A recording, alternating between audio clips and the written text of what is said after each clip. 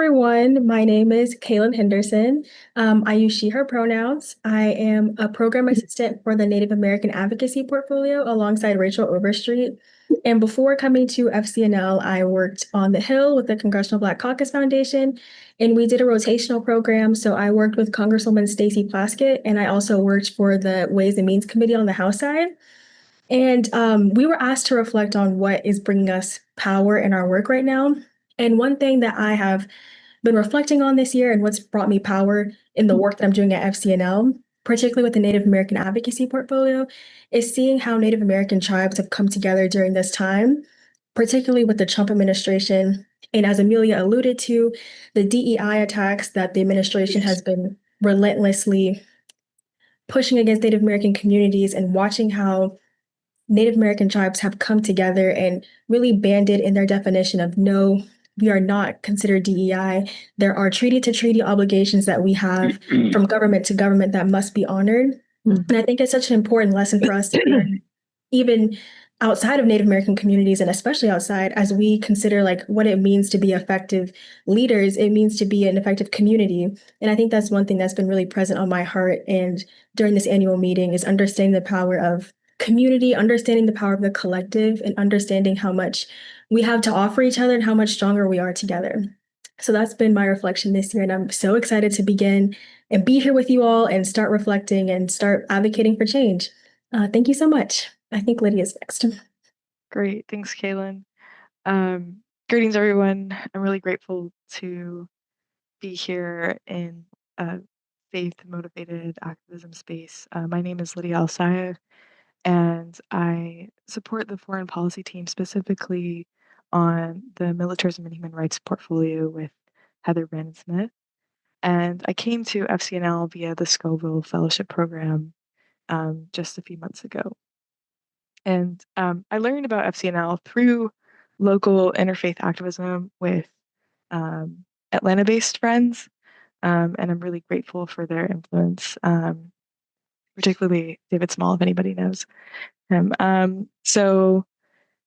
Yeah, my professional training is actually in biomedical engineering and nonprofit leadership, and I'm currently working through a master's in peace and justice. So a little bit of a quilt of um, new experiences. And right now in my current work, I find the most power when I can support and be supported by the partners that are in our coalitions, which I'll probably talk more about when we discuss the militarism and human rights program. But just really grateful for that diversity and being able to provide education and writing and connections and problem solving amongst a diverse group, and learn a lot. I also feel empowered when I can clarify for myself and for others the connections and the causes and the solutions for the diverse and mounting issues that we face, that Amelia really accurately diagnosed. So working together is a strong antidote, I believe, to being overwhelmed or feeling like giving up, which is something that we all had to combat. I think this goes to Paul. Thank you for having me. Thanks, Lydia. Hi, everybody. My name is Paul Aversa. I use he, him pronouns. I'm the program assistant for two portfolios, nuclear disarmament and Pentagon spending, and sustainable energy and the environment. Given my role, I work closely with both Alan and Darren to supplement their legislative priorities. But before FCNL, I attended Georgetown University for 4 years and studied science, technology, and international affairs. While living in DC, I took advantage of my proximity to the city to spending my time in learning and experiencing policy as much as possible. I first interned with my congresswoman in the House of Representatives, got my first lobbying experience at the Kennedy Center organizing fly-ins for performing arts education funding, gained paralegal experience in Department of Justice under the Environment and Natural Resources Division, and finally settled at Earth Justice on their sustainable food and farming team, where I help public interest attorneys advocate for small farmers against large food producers. For 3 years, I cemented a record working in congressional lobbying and legal spaces, eventually focusing on teams and organizations that pretty much worked exclusively on environmental and agricultural policy. My career passion has always been to champion robust environmental regulation and equitable agricultural policies that benefit both immigrants and farmers, particularly in the Latino community. I'm glad to continue working on climate issues with Darren and want to recognize that I've been gifted and really unexpected opportunity and privileged opportunity in working with Alan on nuclear weapons. I find power now in knowing that expanding my policy experience to defense issues has made me a more qualified and motivated individual. I get to learn about processes and issues that I didn't previously ever know about, only to learn that they also intersect with environmental issues, like with the Radiation Exposure and Compensation Act, or RECA. I'm taking on a responsibility and a charge to champion a cause with Alan that I'm learning to love, and I take power in knowing I was capable of stepping outside my comfort zone. Thank you. Passing it off to Priya. Hello, everyone. My name is Priya Moran. I use she, her pronouns. I am the program assistant at FCNL for our peace building policy. I work with Ursula Knitson-Lada. My connection to FCNL originated with my grandparents, who are Quaker and members of the Yellow Spring Friends meeting in Ohio. Before coming to FCNL, I graduated from George Washington University in DC this past May.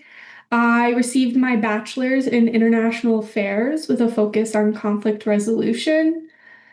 And much like Paul, I took the opportunity that I was given being in DC. I had the chance to work with a North Carolina congressman working on bipartisan policy on the Hill. I've had the opportunity to work across different organizations focusing a lot on immigration law.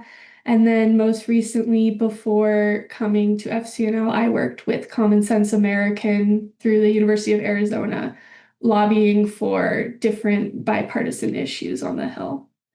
So in terms of where I am finding power in my work right now, I think that would mainly be through the different people that I've had the opportunity to meet, much like the other program assistants, getting to come into this world and then in such a chaotic time it has been really refreshing getting to meet all the different individuals who work in peace building and see all of the work that they are managing to do, even when it often feels like the world might be crumbling around us with the removal of different programs and systems within the US government. But I'm still very inspired to see all these individuals and how they're choosing to move forward and keep finding their own power to do this work as I enter into the field. I look forward to getting to meet everyone. Thank you.